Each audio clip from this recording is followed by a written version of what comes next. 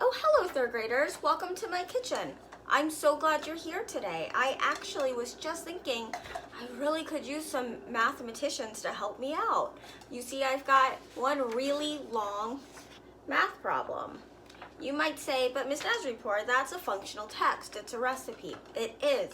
But baking, you guys, is just doing math. And today I'm hoping to turn these browning bananas into some delicious banana bread. But I need my mathematicians to help me out. So strap on your thinking cap and an apron and come join me. Okay, bakers.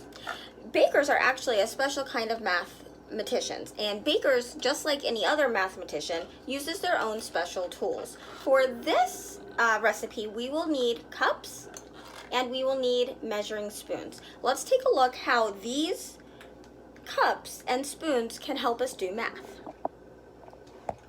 Okay, so when you have a thing of measuring cups, they usually come on a ring and they have numbers on them. So this one says 1 cup. I want you to think of the cup as our whole. Then the next one is 1/2 cup. What that means is that 2 of these equal 1 of these, because this is a half of that. Let's use this water I've dyed green, to check and see if that math works. I'm gonna pour in 1/2 cup into the measuring cup and put it right in there. And I'm gonna do that a second time.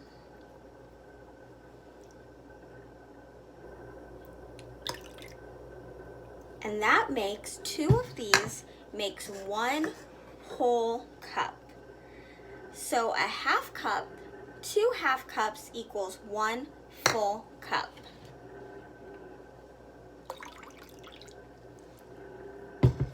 Okay, the next measuring cup you might find on a chain is a 1/3. And what that means is that this is 1/3, or 3 of these will equal 1 of these. Again, let's test that math out.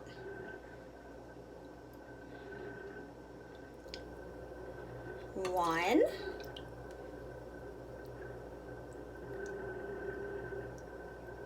two,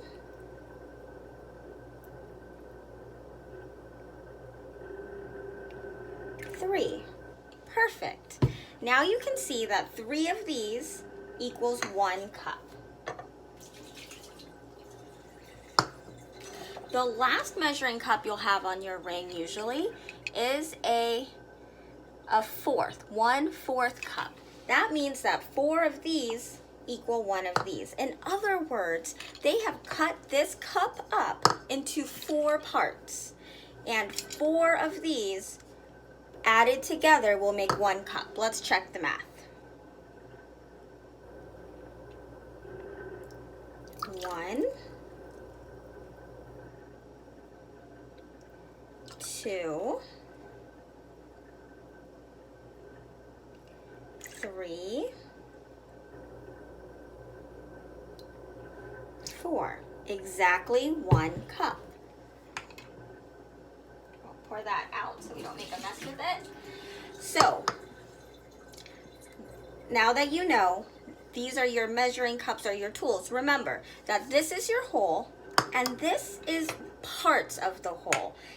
This is 1/2 of the whole, 1/3 of the whole, and 1/4 of the whole. In other words, 4 of these added together make 1 cup, 3 of these added together make 1 cup, and 1/2 of these added together makes 1 cup. And the cup in this situation, in this baking situation, is the whole. Okay, third graders, now that we understand what our tools are, let's go ahead and get started on the recipe. So, we can see for banana nut bread, we need 3 very ripe bananas, a 1/2 cup unsalted butter, which is also 8 tablespoons at room temperature, 3/4 granulated sugar, 2 large eggs lightly beaten, 1½ cups all-purpose flour, a teaspoon baking soda, half a teaspoon salt, half a teaspoon vanilla extract.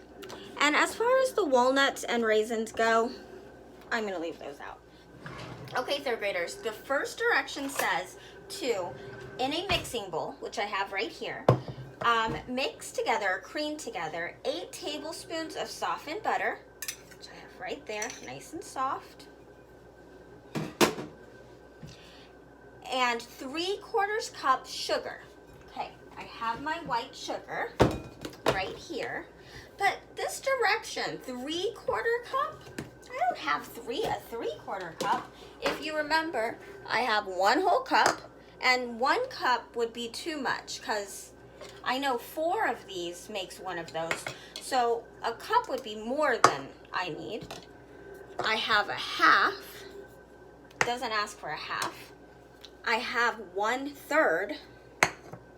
And I have 1/4. But I don't have 3/4. No problem, third graders. All I need to do is take my 1/4 cup and put it in the bowl 3 times. So this is 1/4. This is 2/4 or 2/4.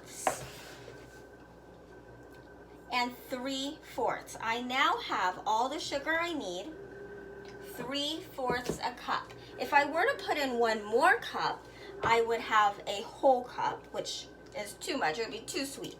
And if I took a 4th out, I would only have 2/4, which wouldn't be sweet enough. 3/4 is just perfect. Now, I'm going to mix that together. I'll be right back. Okay, third graders, I have got the batter all creamed together, the butter and the sugar. I've also mashed up the bananas, and I have the 2 eggs. What I'm going to do next is add the eggs and the bananas and mix that all together. I'll be right back. All right, third graders, I have now mixed together all of my wet ingredients. I put the banana and the egg in here and got it all mixed up. What I've got to do next is sift together all of my dry ingredients. This is another baker's tool, not necessarily a mathematical tool, but it's a sifter, and if I pull this, if I turn it, it sifts all the dry ingredients together. So the next instruction says, in a separate bowl, whisk together 1½ cups of flour. Okay, I've got that one. I know that this is 1 cup. It's my whole. So now all I need to do is take 1 whole cup of flour, put it in my sifter, and then a 1/2 cup. That's a 1/2 cup. So now I have 1 cup and a 1/2. In other words, I have 3 of these in here because 2 of these fit in here, plus I have 1 extra. That's 1½ or 3/2. I'm gonna need those. Now it says put in here 1 teaspoon of baking soda. Here's my baking soda, and these are the other mathematical tools I said we might be using, and these are measuring spoons. So right here is a teaspoon. Now I want you to think just like we think of the cup as our whole. A teaspoon can also be our whole because it is 1 teaspoon, 1 full teaspoon. So I'm going to take 1 full teaspoon of baking soda and add it to my flour. Now I need to add 1/2 teaspoon of salt. If this is my whole, then I need to get the other tool that says 1, maybe you can't read that. It does say 1/2 though. Now, if this is 1 whole and this is 1/2, that means this yellow one is 1/2 a full whole. So in other words, 2 halves would fit into 1 whole. Let's see if I'm right. Let's do the math. So we're the sink. Don't make a mess. Okay, got a 1/2 teaspoon. I'm going to see if I can fit 1 more in there. made a mess. Another half teaspoon. And that equals 1 full teaspoon. So 2 halves fit in a whole. So I'm going to add a half teaspoon right into my flour mixture, and I'm going to sift it.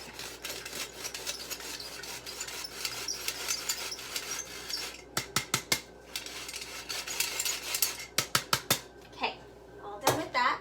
My next instruction says add to batter. So that means I'm going to add the dry ingredients into these wet ingredients. This is going to get loud, so I'll be right back when I'm all done. Okay, third graders, I have my dough all mixed up, but I have a couple more instructions left to follow. It says mix half a teaspoon of vanilla extract. So I'm going to take my half teaspoon. Remember, I don't want to take the full teaspoon because this is the whole, and I just want a half. So I'm going to pour out my half teaspoon of vanilla extract, smells yummy, and mix it right into the batter. And now my batter is all ready to get poured into my pan and baked. So, third graders, do you see how important math is to bakers? If I didn't know that a 1/4 cup was, or 1/4 cup equaled 4 of these, I would have made a big disaster in this kitchen. But now I'll probably have some delicious bread. All you have to do is join me tomorrow to see how the bread turns out. Alrighty, third graders, I'm going to show you how to write those measurements that we just learned. You obviously know how to write 1 cup. You know how to write 1. Now here's how you write a half. 1/2. That's 1 half. Now the 2 is how many of the measuring cups it would take to make the whole.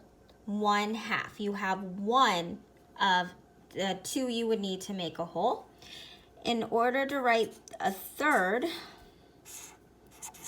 you write 1/3 or 1/3.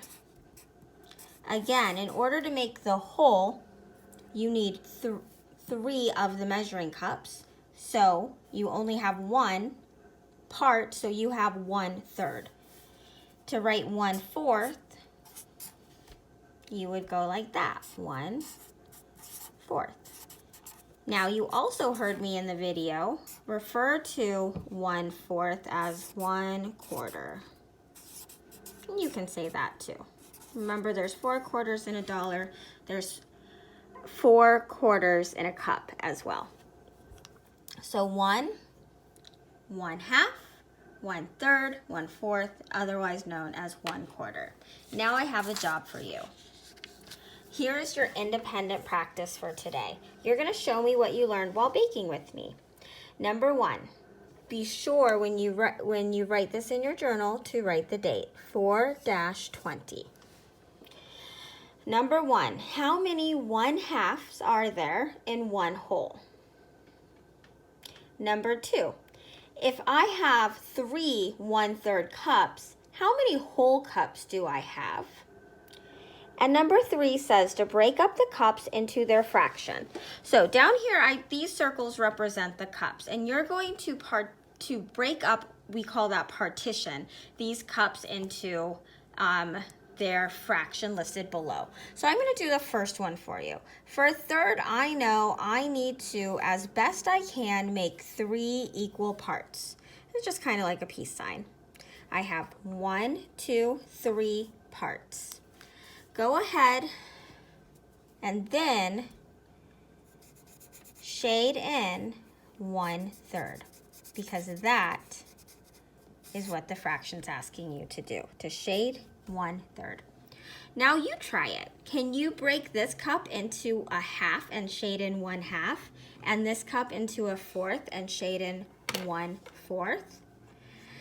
Be sure to send me a picture of your work when you're all done. I can't wait to see what you do this very first day of our fraction unit. Don't worry, third graders, we're gonna do lots of fraction work. And remember to come back tomorrow so you can help me partition or break up that banana bread so I can share it with some of my friends. All right, third grade, talk soon.